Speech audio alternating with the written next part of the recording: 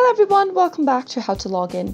In today's video, I'm going to show you how to log in to Lazada.com. Watch the video till the end and don't forget to subscribe to our channel by hitting the subscribe button. Press the bell icon so that you'll never miss another update from us. In order to log into Lazada, go and click open a web browser. In the URL box, type in www.lazada.com.ph and press the enter. After you end up in the official website of Lazada, you can go ahead and click on the login button at the upper right. If you don't have an account yet, sign up to your account by clicking on the sign up option and register yourself to a new account first. Once you have an account, click on log in and go ahead and enter your phone number or your email address associated with the account.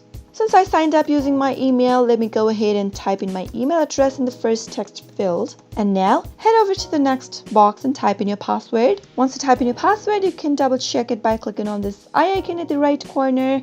In case you've forgotten your password, click on Forgot Password link and follow the instructions in order to reset to a new password. You can also log into Lazada with the help of the Facebook account or your Google Plus account. Once you've typed in all the credentials correct, click on Log In and you have been logged into your account quick and easy.